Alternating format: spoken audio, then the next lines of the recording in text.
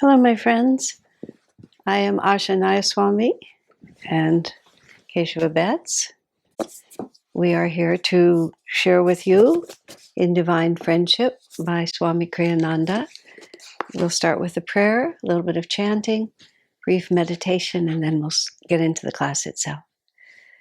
Heavenly Father, Divine Mother, Friend, Beloved God, Jesus Christ, Babaji Krishna, Lahiri Mahashaya, Swami Sri Yukteswar, Beloved Master Paramhansa Yogananda, Saints of all religions, dearest friend Swami Kriyananda, humbly we bow to you all. Be with us this evening, that we may feel your living presence with us. Help our prayers to become more than wishful thinking or an affirmation. Let this be a true conversation, a meeting of minds and hearts, in which our deepest aspirations, our innermost feelings, will be united with your unconditional love. We are your children.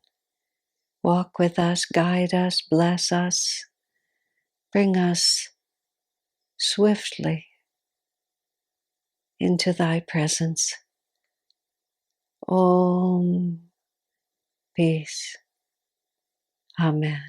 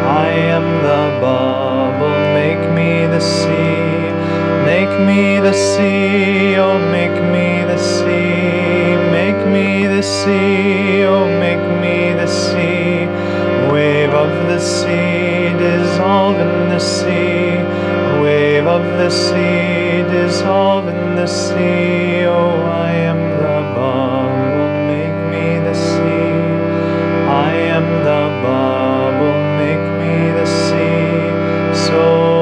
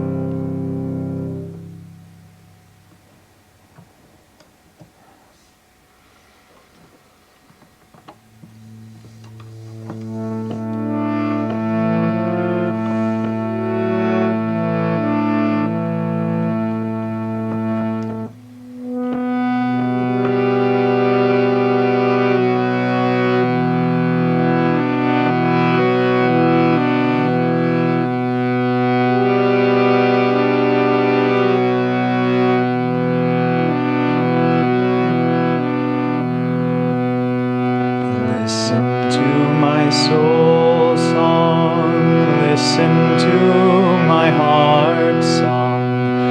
Listen to my soul song. Listen to my heart song. In secret in my soul, I will gather blossoms for thee, dipping them in devotion. I will lay them at thy feet. Listen to my soul song. Listen to my heart song. Listen to my soul song. Listen to my heart song. In secret in my soul, I will gather blossoms for thee, dipping them in devotion. I will lay them at thy feet. Listen to my soul song. Listen to my heart song. Listen to my soul song. Listen to my heart song. In secret in my soul, I will gather blossoms for thee, dipping them in devotion. I will lay them at thy feet. Listen to my soul song. Listen to my heart song. Listen to my soul song. Listen to my heart song. In secret in my soul, I will gather blossoms for thee, dipping them in devotion. I will lay them at thy feet. Listen to my soul song. Listen to my heart song. Listen to my soul song. Listen to my heart song. In secret in my soul, I will gather blossoms for thee, dipping them in devotion. I will lay them at thy feet, dipping them in devotion.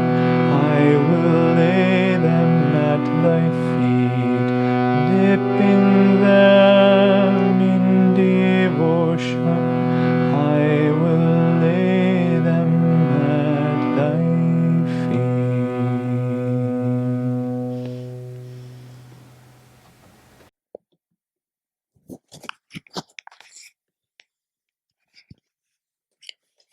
Let's meditate now just for a few minutes before we start our class.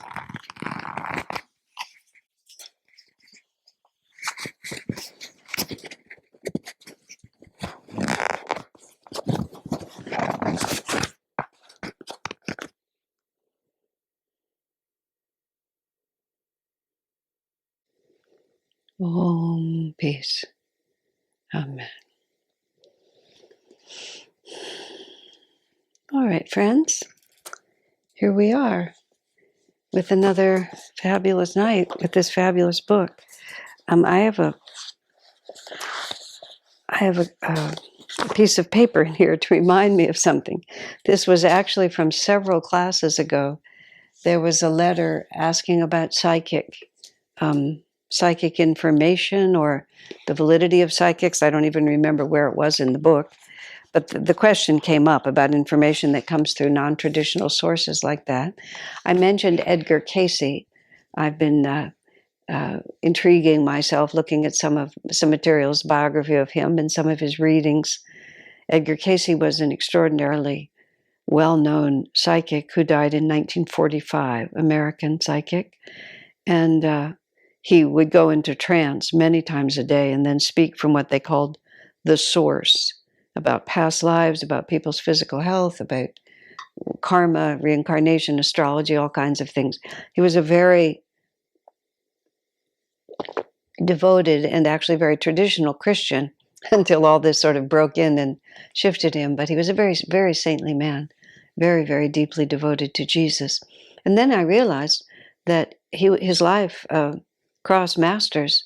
Master came to America in 1920, so there were 25 years when they were both in America. And I had this vague memory of some connection between them, and I became intrigued by it. So one of my alert listeners sent me the information, actually, which is the connection was not with Master directly, but with his disciple Taramata. Taramata was, of course, a well-known, highly advanced disciple of Master who edited a lot of his books, including who edited Autobiography of a Yogi primarily. And she was an astrologer. And Casey's readings had some very intriguing things to say about astrology. He talked about planetary influences and would sort of do a species of horoscope, not in the way a formal astrologer would. And just because I'm chatting about it, one of the things that Casey threw in that just what do you say, just kind of turns everything upside down and makes you think about it. One of the reasons he said that people would be born with a certain planet having a particularly strong influence in their horoscope is because they had resided on that planet and they had become attuned to the vibrations of Pluto or Mars or Saturn or the moon. And then when they were born again on Earth, they carried a great deal of that with them, so their horoscope would reflect that influence. I have no idea. I just found it interesting. But Taramata, who lived on the East Coast, because Casey lived in Kentucky and Virginia eventually. Taramata moved to the East Coast for a period of time, and she got in contact with Casey. And she had several readings from him. And there's actually readings in the Casey archive about her and about her spiritual destiny and about her astrology and her talents and various things. And it is my recollection that she wrote about him for some early article in Self-Realization magazine, but perhaps she wrote about him for some other publication. So none of that is very important, but I had speculated on it and it was filled in, and I just wanted to set the record straight.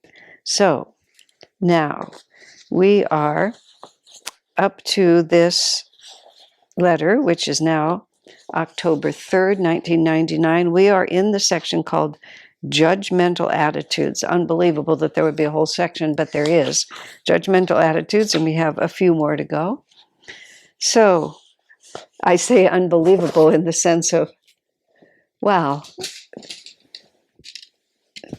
what an important and all-pervasive delusion this is, that it gets a whole section in the book.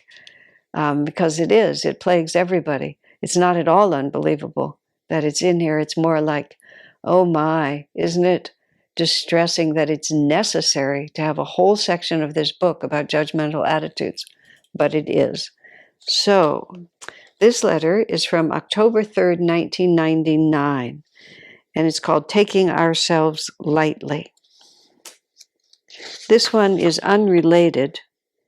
I've pointed out earlier that some of these letters about judgment were activated against Swamiji because from 1994 to 1998 was the what we call the Bertolucci lawsuit, the name of the plaintiff, accusing Swamiji of all kinds of abuses as a nefarious cult leader.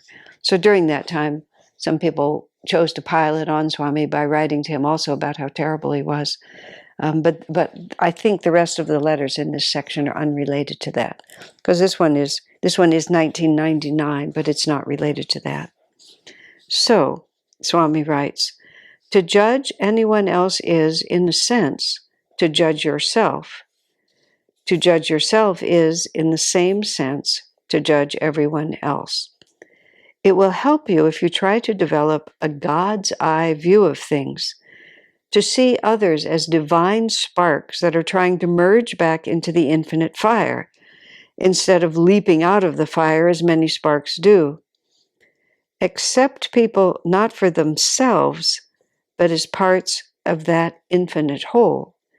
There will then be no sense of judgment, but only an acceptance of them as they are, and of seeing them with love as they might be. Isn't that a lovely way to put it? Love them as they are, and seeing them as they might be. I think to a very, very deep extent, I think that describes how Swamiji related to us and why his friendship for us was so extraordinarily strengthening, because there was this relaxation that you could have in his presence. It was interesting to me in the 70s, when I was his appointment secretary for a few years, and on Sunday afternoons he would, this is the very early years, he would give Sunday service at the meditation retreat. Even after he moved up to off to live at Ayodhya, he kept his dome where he had lived at the meditation retreat, and he would give Sunday service at the meditation retreat because that was where our temple was. And then we would all have lunch together, and then he would have personal appointments with people. You could just ask to see Swami, and he would give you a counseling appointment. He tended to call them interviews, but because he would just talk with people. And they wouldn't be long, usually maybe 15 or 30 minutes at the most. It wouldn't be, long sessions, but people would have questions, and he would see pretty much everyone who asked him. And I was his appointment secretary, so I kept the record of who was there. And the way the house was set up in the summer months, there was an outdoor porch. The dome was just one room, relatively small room. And he would see people inside, and then people would wait outside so that there wouldn't be a long gap, that I could just send someone in as soon as someone left. So I would often spend 10 minutes or so on the porch sitting with someone prior to the time that they would go in and see Swamiji. And over time, I gradually realized that my purpose in being out there sitting to talk to people was to calm them down. There was, understandably, a certain amount, a great deal of respect, and in some cases a certain amount of awe at being able to talk with Swamiji. He was already then, as he was throughout his life, he was a very impressive spiritual figure. He was also the only direct disciple of Master that any of us knew. So there was a lot about him, that he had an aura about him that was not like anybody else's. And when people were going in to see him, especially if they were carrying a personal question, there was this tremendous anxiety that they would be judged harshly by Swamiji. And it was so ironic as time passed and I began to really see what was happening, which is we walk around all the time and people are judging us all the time. Somebody glances at you and thinks that's kind of an ugly shirt. Or I wonder why she wears her hair like that. That's really not a very nice way to wear her hair. He sure looks sloppy in those sweatpants. Or even more like, oh no, look who's coming in the door. Just that kind of thing. It's absolutely constant for most people. Most people run a kind of evaluating tape of others that is not always, many people run a negative evaluating tape that just kind of rolls all the time. Or we're running a tape of ourselves, of our sense of inadequacy and concern about how everyone is judging us and looking at us.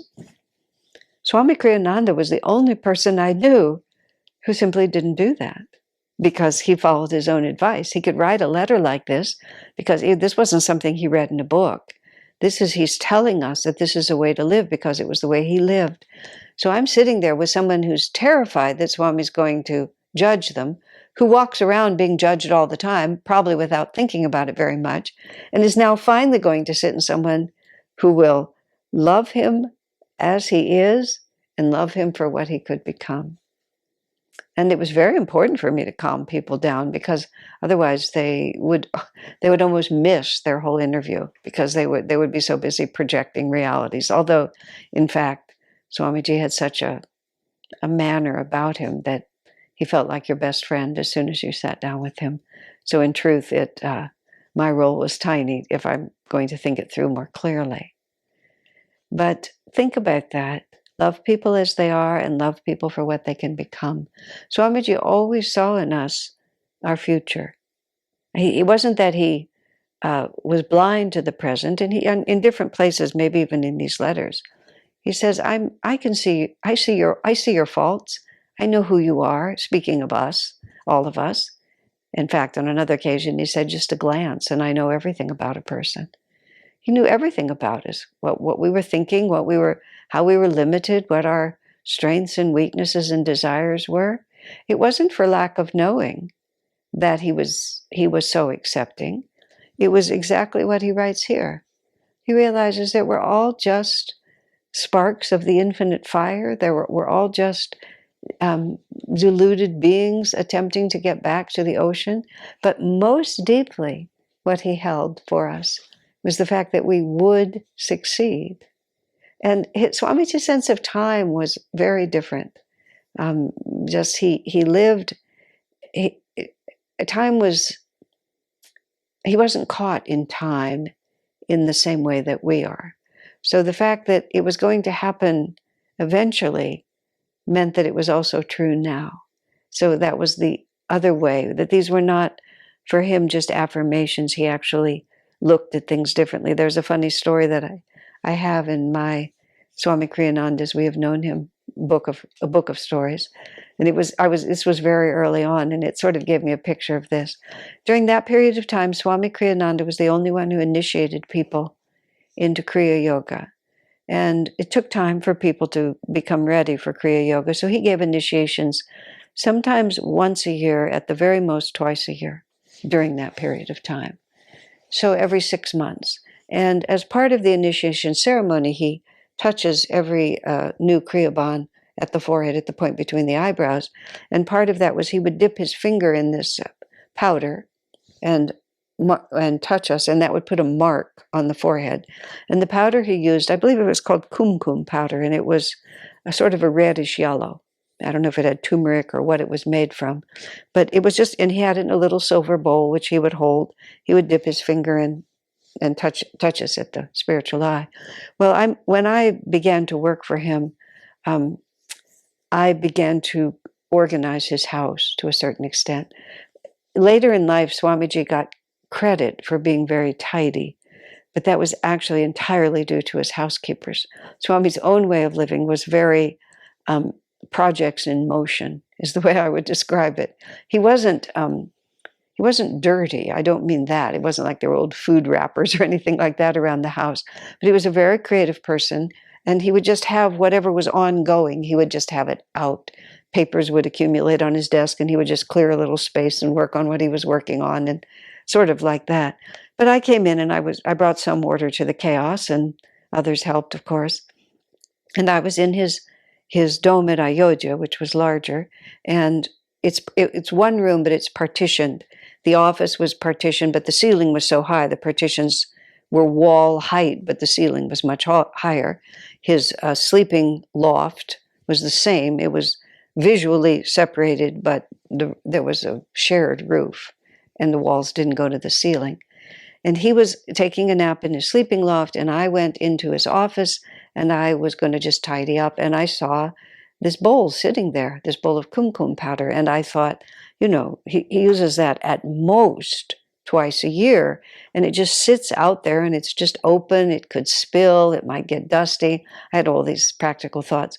So I picked it up, and I carried it into the kitchen. I found a little jar. I was just about to transfer it into the jar where I was going to seal it and label it and put it away and wash the cup and put it away. And I heard Swami say from his bedroom, "Leave that alone. I'm using it." He said like that. And I knew that he only used it once or twice a year to bless Kriyabans. But he was actually saying something to me quite different, which is that it's part of the reality in which I live. I wanted to, and it was a serious comment to me. I was always trying to box everything down and separate it and close it into a jar and label it and put it away. And Swami's sense of life was just this flow of energy. And Kriya was a very important part of what he did. And the fact that was for Kriya was a constant, ongoing part of his life that he did not want to move off to the side. He wanted it to be right in the center of his reality. Of course, I dutifully took it back and I never touched it after that. But I meditated for a long time and have often since then. Just like, what does it feel like not to be so rigidly bound by past, present, and future? And I connected it. I connected it with his ability in the moment to relate to our potential, because that potential will be realized, and therefore it is as much, it's more of a reality than our delusion, because the delusion is a dream. It is a delusion, whereas our divine potential is an eternal fact. Now, it's very fun when you meet people to practice this. Just you see some sort of unhappy, confused person on the street pushing a shopping cart full of his belongings, and you think, there will be a moment when this person, this very jiva, will become a fully God-realized master. And when that moment comes, everything else will be a dream. Standing at the heart of superconsciousness, past, present, and future will cease to exist. So how can I reach out appropriately? But how can I reach out and feel this person's consciousness for what it actually is? So this is Swami's way of suggesting, to this person who must have written in dismay about their judgmental nature and how they knew it was not serving them. This is one of the things Swami suggests. Seeing them with love, there will be no sense of judgment then, but only an acceptance of them as they are, and of seeing them with love as they might be. Love them as a divine friend, and do what you can, even if only mentally, to help them know who they really are. Expressions like yourself of the infinite Lord. Help them, even if only mentally. When I go down the street and I see some confused person seemingly homeless, there's nothing I can really do except project energy mentally to bless them and to help them through whatever it is they're trying to go through, as a very small spiritual exercise, because there is an inclination to look away or shrink when one sees people like that on the street. And depending how close you are to them and how volatile they may appear and how strong you are, it's not always a good idea to engage too closely. I'm just being practical in this, unless this is really your calling. But from a distance and somewhat impersonally, mentally, you can project to them a prayer and your faith, your deeply held faith, that they will get through this, that whatever it is, it's only temporary, and help them, if only mentally. It also is a way of softening one's own heart. And if one can learn to do this with perfect strangers who are not at all attractive, it's also a way to begin to practice doing this with people who are closer to you, who may not be attractive and who actually may exert a negative force field on you. Just quietly, just think of them. These are things you can do. Well, now we're all on Zoom. This is being filmed in the summer of 2020, but perhaps once again we'll soon be in the same room with people. But sitting in meetings that are not particularly interesting, or there's a story also in the Swami Kriyananda book of a girl who lived in San Francisco at our ashram house, and for a period of time there we ran a small bookstore coffee shop, and it kept somewhat late hours. And she ended up on the late shift, and she often had to close the little store at 11 p.m., then get on the bus and come back to the ashram. She didn't have a car. It wasn't practical to have a car at that point. And the bus route often went through some of the less prosperous parts of town.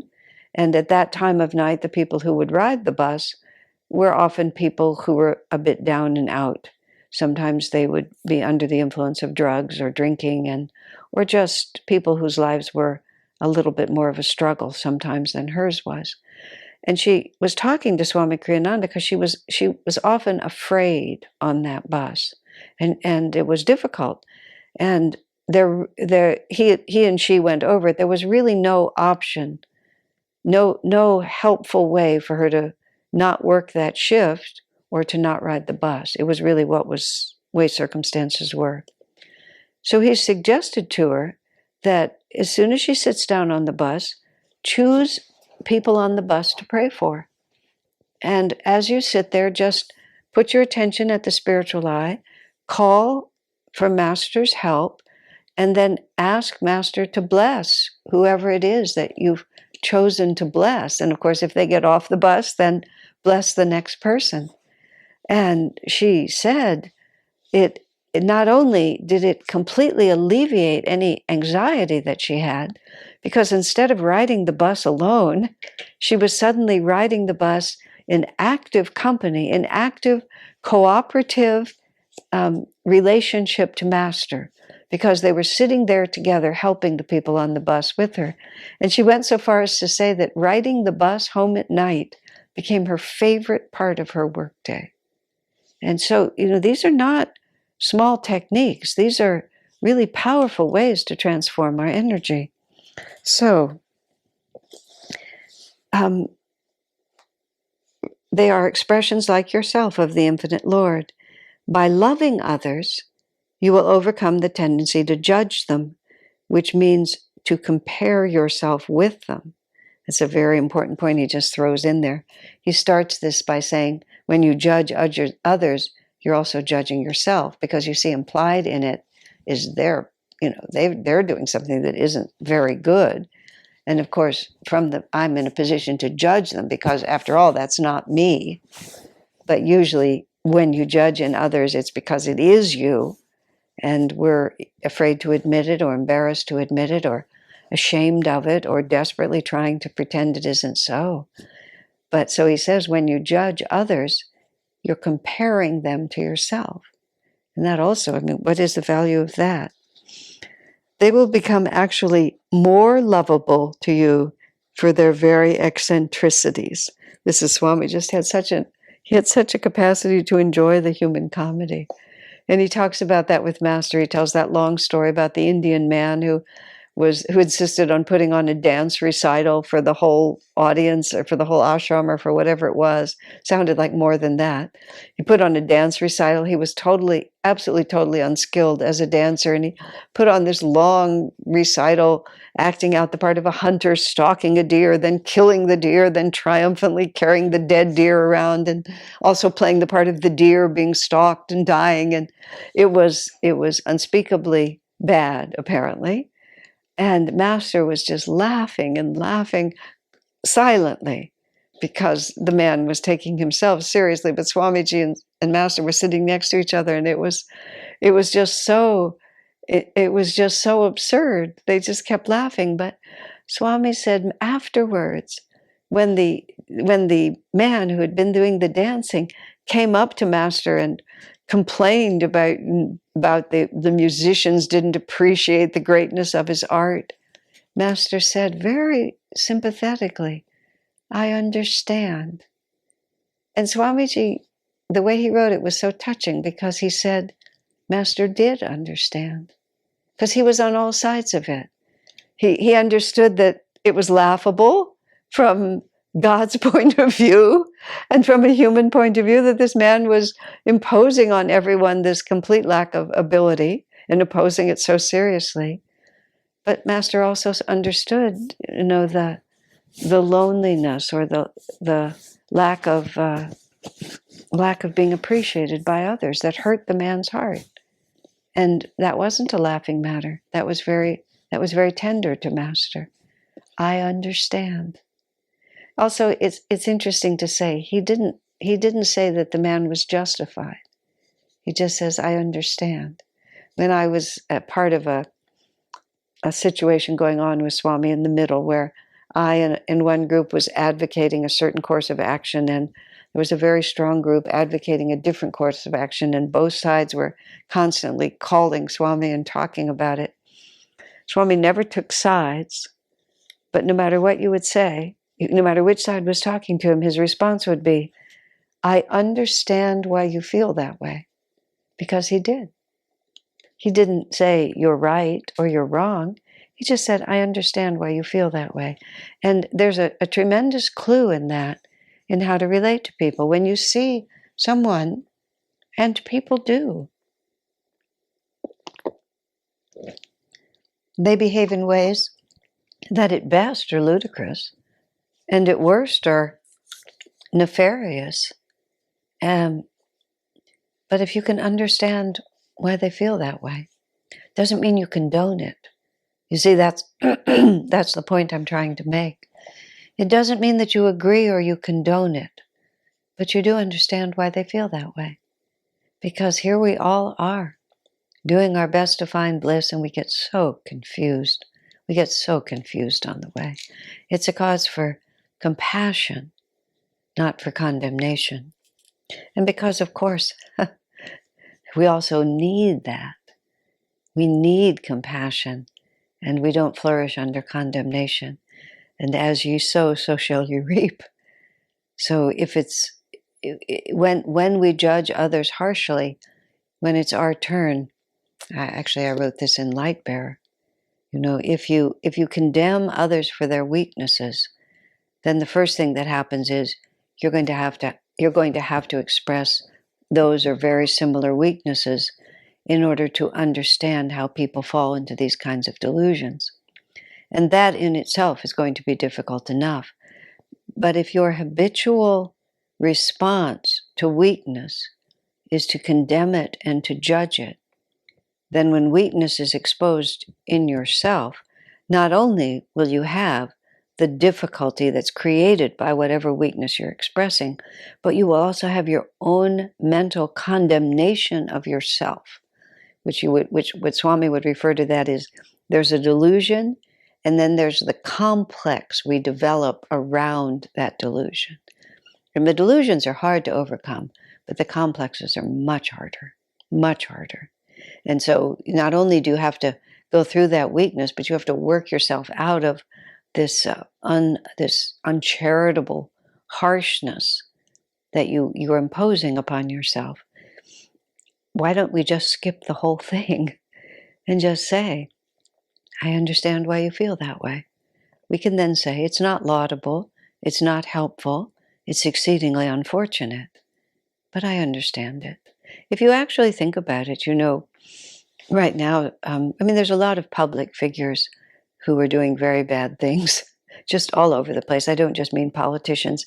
Every time you pick up a paper, there's some other appalling revelation of hypocrisy and degradation going on all around us.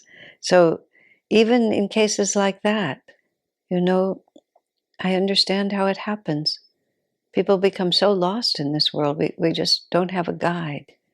Let us be the kindness that helps people through it, rather than the last stone piled upon them.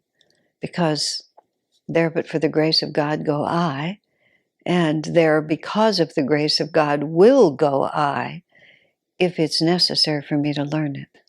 So we can learn it faster and make it unnecessary for that same darkness to be imposed on us.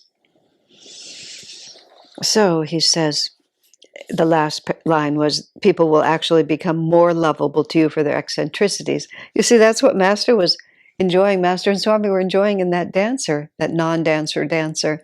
It was just so, it was lovable. They were laughing with him as well. They were really laughing with him, even though he didn't know it, because it was lovable, because it was so preposterous. If you think about it that way, it becomes that way. Swami then says to the person who wrote this letter, this is a capacity you often show in yourself where you yourself are not touched. What he means by that is if you're not personally involved, you're able to enjoy the eccentricities of people. But when suddenly it touches you personally in some way, he's saying to this person, all of a sudden, all these judgments have to come into play. But if you can see it impersonally in others, you can learn to see it impersonally in yourself. it would be well to learn to view yourself with that same lovable tolerance and good humor. You are, in fact, a fine person. You need to learn only to take yourself more lightly. I have a t-shirt I bought at East West in Mountain View, which I often wear at night. It says, "Angels can fly because they take themselves lightly." Love, Swami Kriyananda, Swamiji. Now, Swami wouldn't have signed it Swamiji. He only signed it Swami because J.I. means affection and respect. So he would just sign his name Swami, and then we would add the J.I. to it. It's interesting taking yourself lightly. We often get confused, and this is interesting, this paragraph in here. We often get confused and think that if I have uncovered in myself a weakness, or if I am conscious of the fact that I have a chronic weakness, the proper spiritual response is a heavy-handed condemnation, shock, and despair over the revelation of my weakness. And we often think we're not being conscientious unless we respond that way. I mean, it's a very interesting point. What we don't understand is that kind of shock and heaviness about our own errors actually increases the ego rather than decreasing it, because it makes us so self-conscious. Whereas, in fact, we all stumble along and just make mistakes all the time. I think I've told this story before, but it bears retelling here. When my friend did something very unfortunate, and it caused a certain amount of embarrassment and then inconvenience for Swamiji, days later she was still moping about. And when Swamiji noticed, he asked her, what's wrong with you? Oh, she said, I feel so badly because I was so thoughtless in what I did and it caused you all this trouble. Swami said, just like this, how egoic. And, she got sort of huffy, but I feel terrible, like, how can that be ego? Look how bad I feel. He said, you're so shocked that you actually did something wrong that all these days later you're still worshiping it. Isn't that an interesting way to put it? And what he was saying is you have such a elevated opinion of yourself that any little error just seems like such an aberration from your greatness that this huge kerfuffle has to happen. Whereas if we actually just accept ourselves in the same way he's telling us to accept others, which is I love myself for who I am and for who I will be. And my eccentricities and my foibles just sort of add to the richness of the story. Sometimes they add a touch of tragedy or clumsy stupidity. Sometimes they add a touch of comedy. But if I just see myself as part of the human flow, instead of when it concerns me personally, I can easily let it pass with others, but when it concerns me personally, it becomes a whole other reality. But you see, there's no difference when we make a little mistake than when somebody else makes a little mistake. I may have also included, but I will repeat it here. I had a friend with whom I had a very accepting attitude. And she caused me a lot of grief, but it never bothered me. And no matter how wacky she was, and she was often quite wacky, it just rolled off my back, and it never affected. It was a fortunate relationship because I could just treat her just as Swami suggests. I loved her for who she was, and I loved her for who she was going to become. And it occurred to me one day that I never responded to myself the way I responded to her. And just by stepping a quarter of an inch away from myself, I thought, I'm really just like her. I'm quite sincere. I'm quite unfinished. There's going to be a lot of downs before there's going to be any consistent ups here. But I had complete faith that she could do it. And really, I really knew she was no better than I. We were just the same. But when it was me, that was a very different experience. But I actually literally started responding to myself as if I were her. And when something would happen and I would start building that complex out of what I thought was conscientious spiritual, whatever you call it, being conscientious about the spiritual path and being duly upset about all my errors, I always knew it would never help her. What made me think it helped me? I would actually literally pretend that she had done it and was coming into my trailer to tell me about it. And I would sit there listening to her tell me what I had done as if it were her, and then I knew just how to respond. Try it. You'll be astonished. You'll be astonished how if you can impersonalize it, get yourself out of the middle of the kerfuffle, the whole kerfuffle look really different. And once you can just sort of start that, because Swami's talking about freeing this from both sides, freeing it from the way that you relate to others and freeing it from the way you relate to yourself. Take yourself lightly, just more lightly. That's, it's a joke here. Angels can fly because they take themselves lightly. But what makes them angels is that they take themselves lightly. I learned that from a very simple, humble friend who had no, she was just very egoless. And she just had no illusions about her spiritual greatness. I mean, she was very sincere, but she didn't see herself as someone who even ought to be perfect. I mean, she aspired to be perfect, but there was no exaggerated sense of her own greatness. And she was therefore exceedingly, she had very little ego. And whatever happened, even when she was in the middle of being at fault, she could just shrug it off because there was no shock and shame. It was just sort of like, well, yeah, of course. That was kind of silly of me. And then just on we'd go. It was exceedingly instructive because her response was so different than mine. And I also realized it, just as Swami said to my other friend, you think you're so important and good spiritually that you make one little mistake and you have to worship it for a week. How egoic. And I realized, whoa, in all my, I'm so terrible, it was actual tremendous egoism. Not exactly egotism because I wasn't elevating myself, but egoism because I was utterly self-involved. And I saw this woman just do, equally foolish things, but just like there was no shock. So there was no need to dwell on it. Just, well, these things happen kind of attitude. Okay. So this is January 2nd, 1977.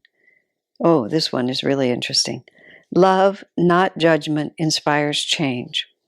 Now, I happen to know the whole context of this one, and I can speak frankly about the person who wrote it because they were elderly in 1977, so they've certainly long since left the planet. This was written to a woman. She was probably in her 70s by this point. I believe she was a spinster, but I'm not entirely certain, but she had the characteristics of a spinster, of a kind of classic spinster, so we'll say that she was. I don't think she was a direct disciple of Master. I don't think she ever met Master, but she had been devoted to SRF. Maybe she was even a church member when Swamiji was, I think she might have been a church member when Swami was in SRF. She may have aspired to be a nun in SRF, but I don't really remember. But there was a pre-existing relationship between Swami and this woman. Things in this woman's life had not quite worked out perfectly for her, but Swami had a pre-existing friendship with her and he wanted to help her. So he invited her to come live in the community. And she came sort of on his invitation with a little bit of a sense of, she was joining the ashram, but she was older than most of us. And she, she saw herself as having a certain authority or a certain respect that was due her. She was a humble, sweet lady, but there was a certain undercurrent. And then there was a kerfuffle, and I'll kind of explain what the kerfuffle is when I need to here. He said, when I invited you to come and live at Ananda, my primary concern was to provide you with a happy environment among devotees who loved you. your sweet way of speaking had led me to believe that you were a woman of compassionate concern for the welfare of others. I love the way Swami phrases that. Your sweet way of speaking, because she had that. She was small and she was delicate and she had a little voice. She was very little old lady-ish. Okay? So then Swami goes on to say, I confess I was quite unprepared for the unsympathetic way you reacted to circumstances of which you disapproved. And this was sort of an ongoing reality that finally came to a head. You quoted Master as your justification, saying what a stern disciplinarian he was. And so what happened was, she had a fuddy-duddy, that's the word I'm looking for. Spinsters, the classic spinster can be like that. She was always, nothing we did ever measured up, because this is 1977, which was a pretty freewheeling time in Ananda's history. We were all just getting started. Nothing was really very clear. Swami was having to sort it out. He was having to find among the rabble that was the community those who really had the potential to be in tune. And Swami had to really choose his battles, which I believe he may talk about it in this letter, but in one of them here. There were many things he would have liked to have seen differently, but he had to really pick and choose what he was going to take a stand about. And anything that really wasn't that important, he just let it pass. But she tended to fixate on small things, and then would be very unsympathetic. And she would lecture people, quoting Master as the justification, saying what a stern disciplinarian he was. But she didn't actually know Master. She had just sort of deduced that because it served her to say it. But Master himself said, I scold only those who listen. I won't scold those who don't. The hallmark of his nature, meaning that he wasn't a stern disciplinarian, he responded appropriately to people. The hallmark of his nature was infinite patience, tolerance, and compassion. He never condemned those who were weak or misguided any more than Christ did. Wherever Master saw the slightest hope, he encouraged people in the paths of righteousness. He never judged them. Isn't that a beautiful way to put it? Whenever Master saw the slightest hope, he encouraged people in the paths of righteousness. There's actually an interesting just implication there. Whenever Master saw the slightest hope, which is to say, if there was receptivity, and if whoever he was dealing with had the possibility of coming toward the light, then he would encourage them. But Master couldn't help everyone, and he knew it, because the karmic time wasn't right. He made the comment that no one crossed his path without there being a purpose in it, but not everyone crossed his path. And not everyone who crossed his path received from him the same encouragement, because it wasn't that he didn't see hope ultimately for people, but it wasn't the right time.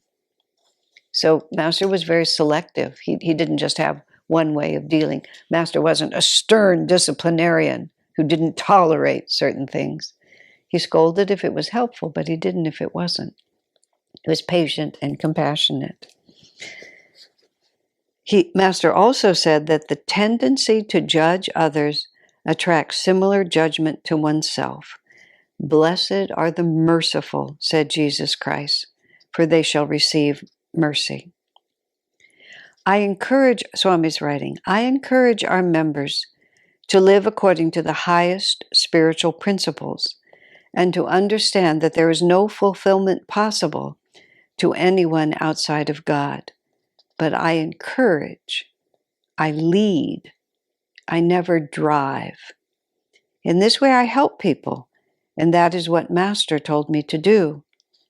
Once, when I myself acted judgmentally towards someone whom I felt not to be acting according to true spiritual principles, this is when he was a disciple of Master, and this man who was a celebrity in Hollywood would come to Master and take up a lot of his time and talk about how sincere he was and how much he wanted to learn and to grow. And then a master would suggest that he make an appointment with Swamiji to learn the meditation techniques, and he would make the appointment and then never show up.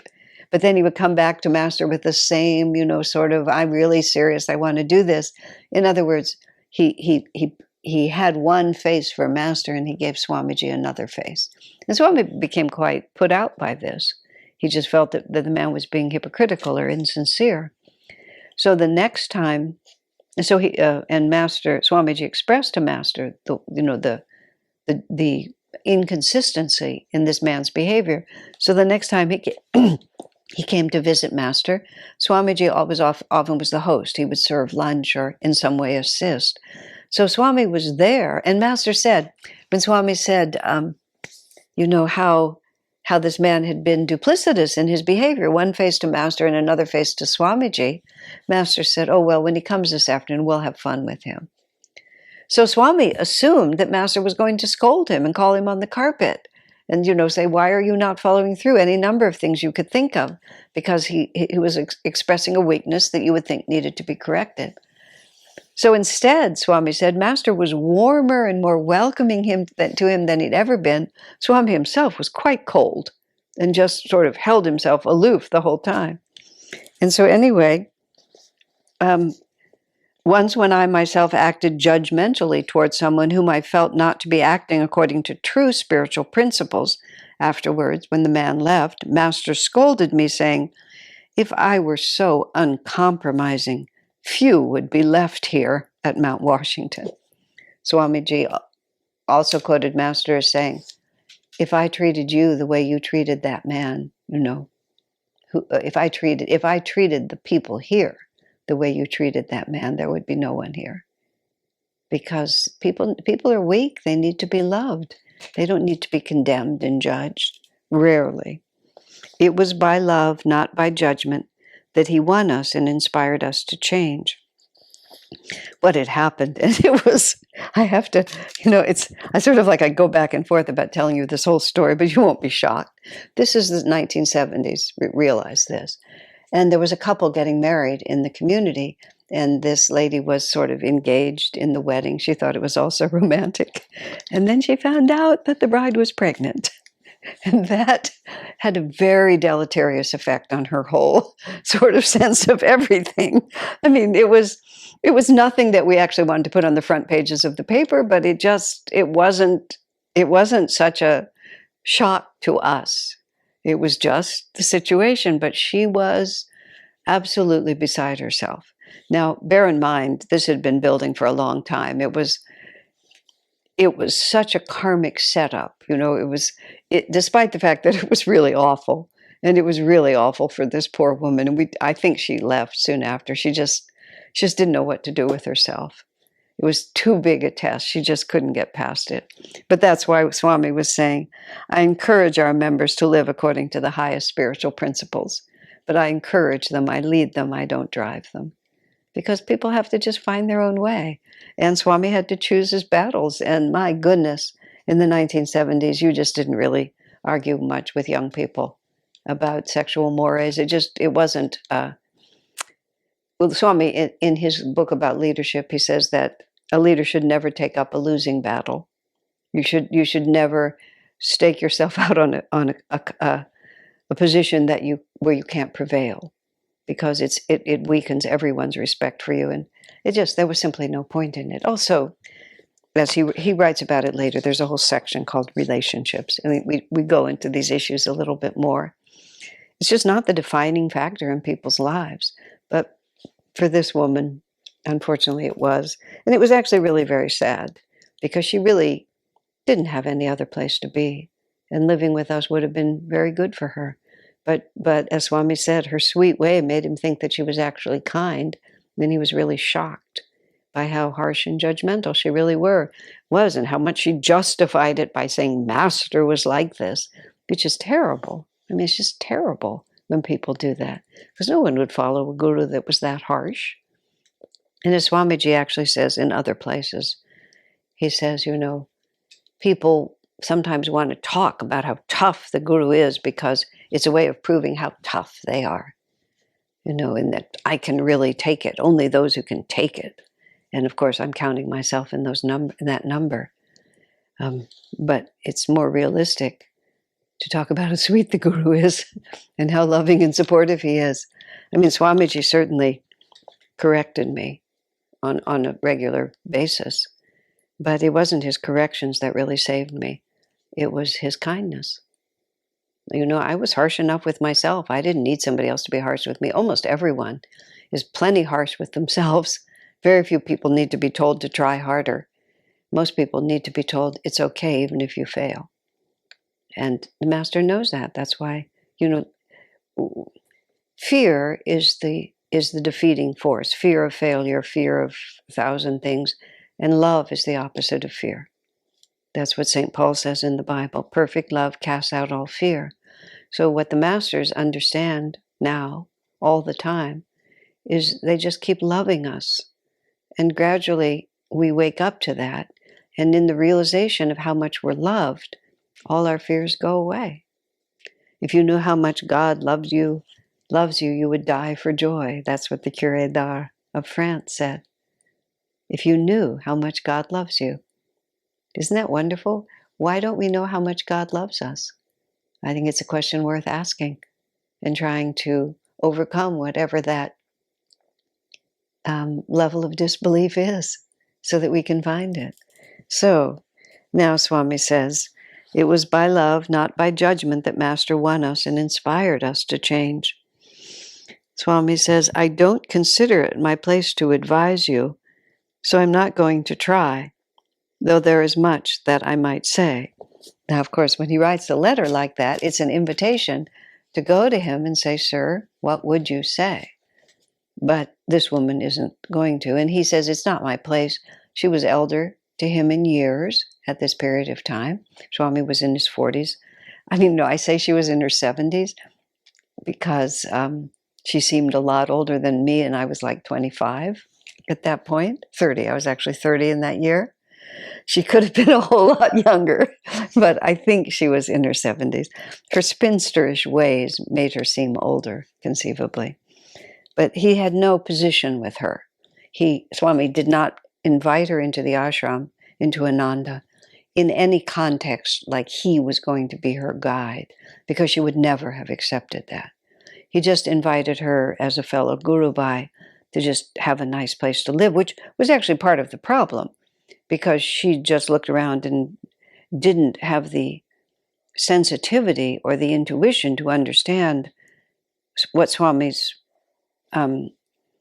consciousness actually was, and just seeing what she considered to be rather lax standards, she took it upon herself to straighten us all out. And there was no point. Swami wasn't going to correct her because he didn't feel it was his place to do so. He might have, but I have a lot to say, but she never asked.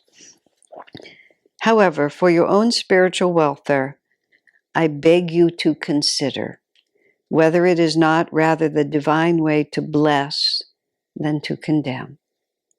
So it's not an accusation, I just beg you to consider. We attract to ourselves what we look for in others.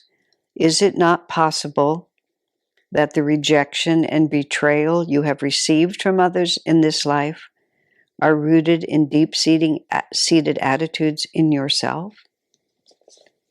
So he ends it with a question, and it fills in for me. I had this feeling that she basically had no place else to go, that somehow a lot of bridges had been burned behind her, and there was a lot of disappointments in her life. That was the memory and impression, and it's confirmed. Perhaps you should consider that all these bad things have happened to you because this is the energy you're putting out.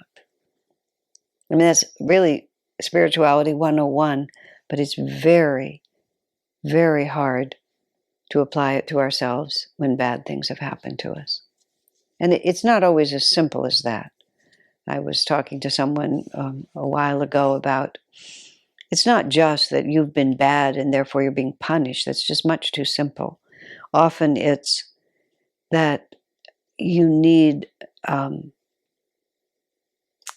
you're ready for some big obstacles in order to push you into a stronger way of being. Today, the community leader in Los Angeles, Dharma Devi, wrote a little blog, which she does periodically. And the first sentence of it is she's quoting from some astrologer or psychic reader that she had. You had a hard childhood in order to become independent in this life. So it was just like all of a sudden you take, I mean, I didn't know she had a hard childhood. She then goes on to talk about it a little bit. She was subject to an alcoholic parent. But the reason you had that was not because you're a terrible person and needed to be punished, but because it was karmically time for you to learn to be independent. So by not, from childhood, you had to take care of yourself, so it created a certain amount of independence. She didn't go into it at great length, but that's the implication. So sometimes when a lot of hard things have happened to us, it's not just, although that's what he's saying here, you're putting out this energy, that's why you're attracting it. But the other explanation is, I need to be challenged in a certain way because I need to be pushed in a certain direction. So we have to think about it from all angles. But for her, I beg you to consider whether or not the hardships you experience are because of the attitude you've put out. Then he just signs it in Master, because that was their link. So, here's one more. October 11th, 2006. Dear so-and-so, I am okay, this is response to a critic. This is one of those marvelous responses to a critic. Dear whoever it is, Swami signs this letter with his full name, Swami Kriyananda, so you know this is not someone he knows. He writes, in 2006, why would people be attacking him? Oh, well, just randomly people were attacking him. I am impressed that, not knowing me at all, you have been able to find me so full of faults. I suggest, inasmuch as the subject of my inadequacies seems to interest you, that you make an effort actually to get to know me. It may be that, after that attempt, you may find you've only scratched the surface, and that in fact I am even more riddled with faults than you now imagine. I mean, what a ridiculous way to respond. Well, here it is. Take yourself lightly. I mean, it would be so easy. Of course, Swamiji was subject to so much persecution. It just never stopped. His gurubhais in the first church of self-realization were so upset with him to the end of his life for continuing to believe that he had the right to express Master's teachings, that it just, to the end of his life, and sometimes it got to Swami, but by the end he also said, I sprinkle persecution on my cereal at breakfast, he said. It just rolls off my back. If you're putting out the light, then the shadow is going to come after you. So when a perfect stranger, whoever this person was, takes him to task and lists out all the horrible things he does, why don't you get to know me? You may find out that there's even a much more fertile field for criticism here than you ever even imagined. If you knew me, my gosh, what a letter you could write then. It reminds me of when Master got that letter, that critical letter, saying that Jesus Christ is just a myth and everything you're teaching is false. And it was an anonymous letter. And then Master, it was when he was in Boston, I believe. He was in Boston. And he got this very critical letter for daring for this Indian person to dare to speak in this way. And he was also an atheist who wrote it. Jesus Christ never existed. And the Master went into the Boston Library. He saw a man sitting over there, and he walked over to him and said, thank you for sending me that letter, or however he put it. And the man was absolutely horrified because, how did you find me? How did you know I wrote this letter? And Master said, the same power that enabled me to find you and know that you wrote that letter is the power that enables me to say that Jesus Christ did live and he was everything the Bible said he was. Oh my.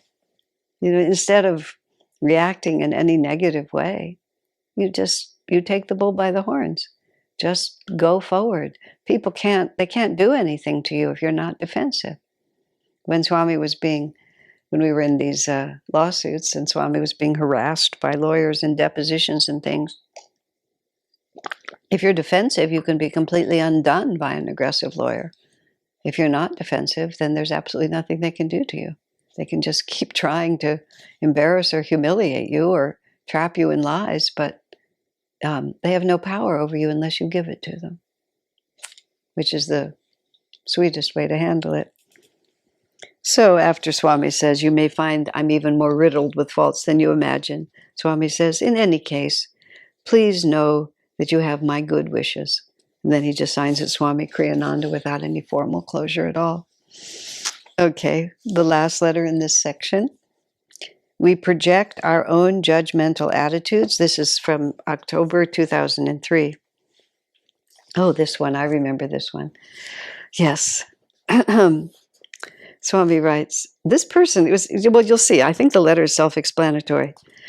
This is a very strong-minded individual who would express themselves very frankly and boldly and very strong in their position. It's about this person that Swami said once, don't you just love their intensity? And that was not my response. But anyway, I've often puzzled why you so often wrote me that you admired my work but didn't like me. All right, I thought. So she doesn't like me. Many people don't. But why does she feel a need to keep telling me so? And even now you write that you've come to like me, but want me to know that what you like about me is what flows through me rather than liking me for myself. The truth is, I'm perfectly happy with this idea. I don't really worry about my personality. I only want to be a channel for Master. So I quite agree with you.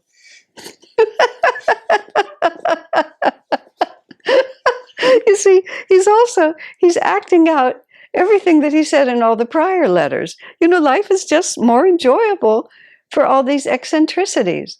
So like this particular, and he's called the person a she, so I also speak of a she.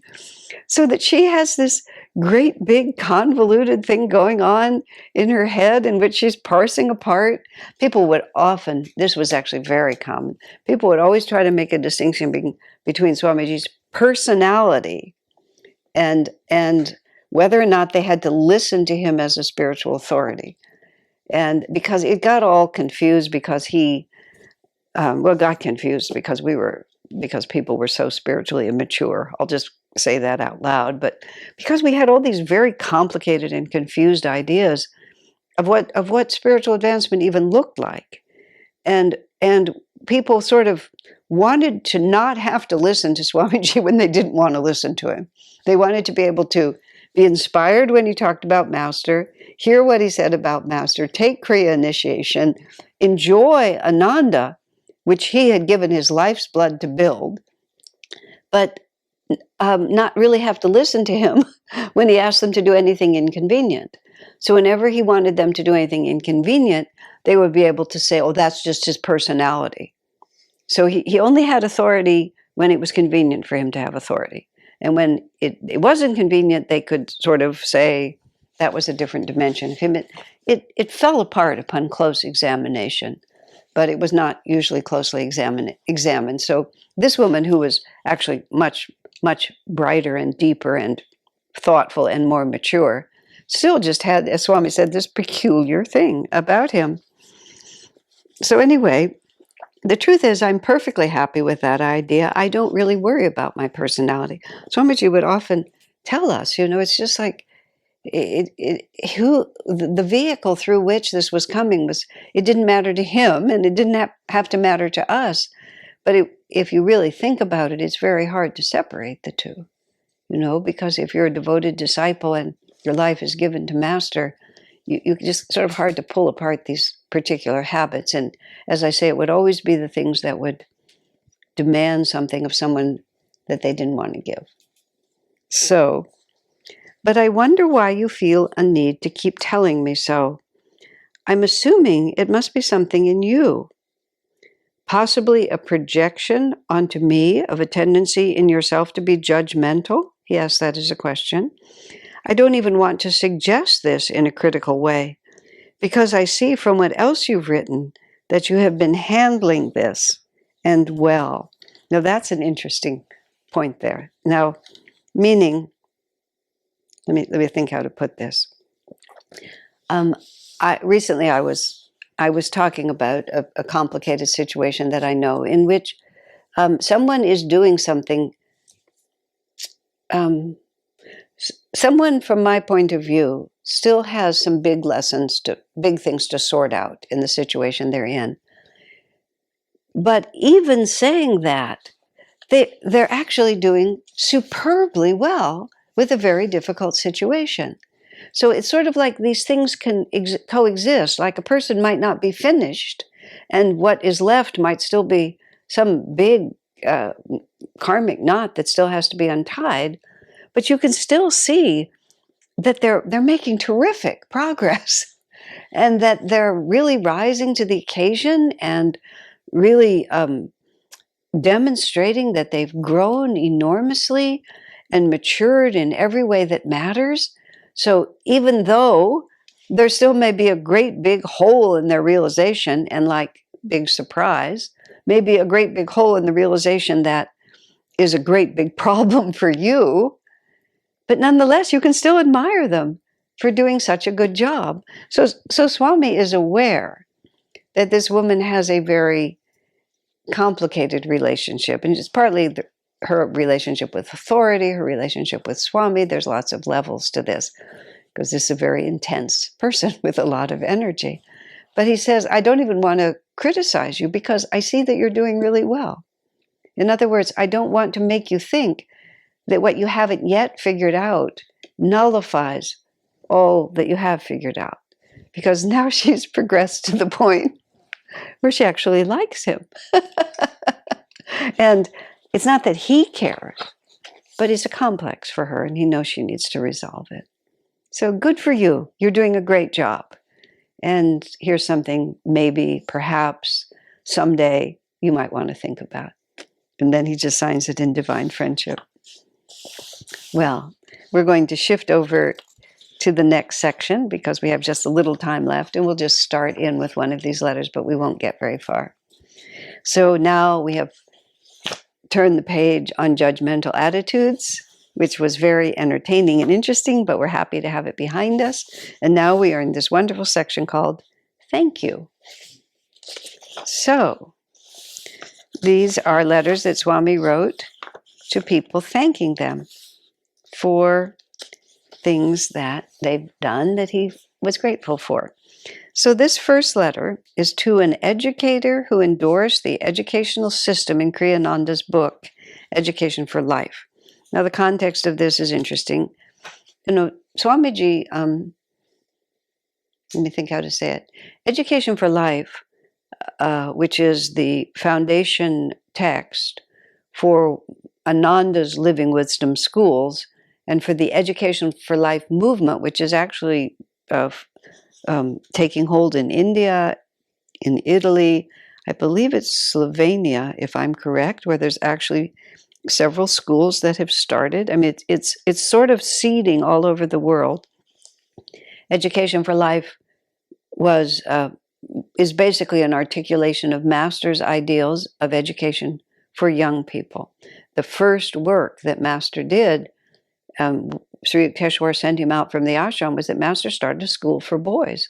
Master's own education was so miserable that he really wanted to give a spiritually based, well-rounded education. So the first thing he did was start a school for boys, which flourished, and then he added also a school for girls.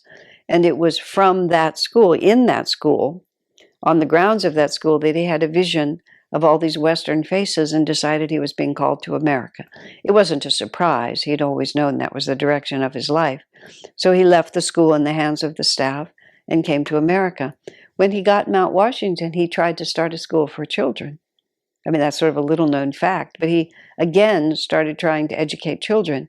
But whereas in India, the kind of schooling that he was presenting, and his own stature as a Swami and a readily perceived, highly advanced soul, which in the context of India and with the highly developed intuitive capabilities of Indian people, and their familiarity with the values of Sanatana Dharma, which is what he represented, the tradition he represented.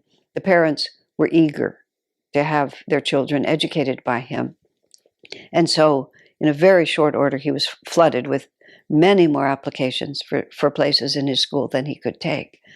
He comes to America and tries to start a school on the same basis, in which there is no context at all, in which no one understands what a Swami is, no one understands Sanatana Dharma. So the effort simply never got any traction. And Master realized that before he could educate children, he had to educate parents so they would want their children to have this kind of education. So he put down the idea of working with children and devoted his attention to adults. Now, it's important to realize, and it's significant to realize, I think, Master must have known that that was going to happen. He was familiar with America.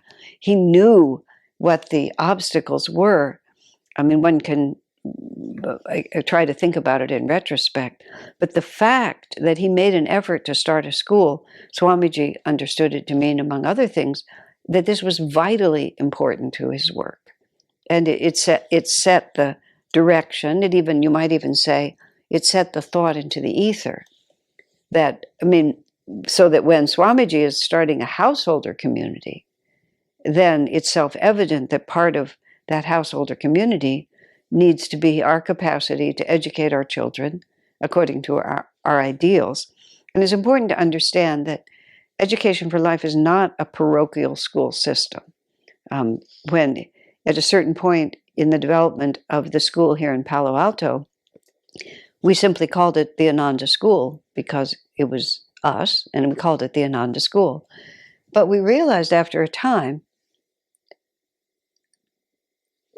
because it is, 28, almost 30 years later, it's a private school, tuition-based private school. And it still is that, but it serves the public, because our community is too small and we don't have that many families. We don't need a school for our own children. In fact, there's only 1 or 2 children in the whole 80 kids who actually live in Ananda community, and only a few families even that are involved with Ananda. It's just an alternative educational method. But we were calling it the Ananda School. And as long as we were calling it the Ananda School, it was impossible for people to understand that it wasn't a parochial school. Because if you have a Catholic school, less so now, but it used to be true. You have a Catholic school, you're training them to be Catholics. So if we have an Ananda school, people would assume we were training them in our particular spiritual path, whereas we're actually training them in self-realization, which is not our path, which is the inherent divinity of every human being and the opportunity they have to attune to God by whatever method they choose. So we aren't quite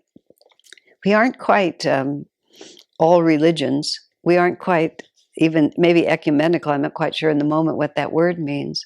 We are very definite in the spiritual reality that we represent, but we're not parochial. So we changed the name of our school from Ananda School to Living Wisdom School. And then Swamiji made a further distinction, which is Education for Life is an overall approach to education that anyone from any perspective can adopt, all or in part, and it will enhance the lives of the children. It will transform the lives of the children. But Living Wisdom Schools are Ananda's unique expression of that. So Swamiji put this Education for Life method out in the hope that it would gain widespread support from quarters that were completely unrelated to Ananda. And this letter, which I will start with next week, this letter was written by someone totally unrelated to Ananda, who was actually a Catholic, a practicing Catholic at the time, but was an academician who had been studying educational methods. And after a lot of academic study of past and present educational methods, determined that this, I don't know whether published Education for Life as Donald Walters or Swami Kriyananda. Probably he used his American name, but I'm not sure. She decided that this was the best method that she had ever come across, in history or in present time, and wrote an academic paper and then sent that paper to Swamiji. And Swamiji was deeply moved by that. It was such a divine confirmation of what he was aspiring to accomplish. So this letter, which I'll read next week, is speaking to the woman who wrote this about how deeply grateful he is that she came to that conclusion and that she communicated with him. And it's really a very sweet and lovely story. And it also gives you a picture of Swamiji in the sense of the human side of him, how nice it was to be confirmed in his aspirations. It's not that he needed it, but he appreciated it. Okay, my friends, that's what we're going to do next week, and so we're done for tonight. God bless you.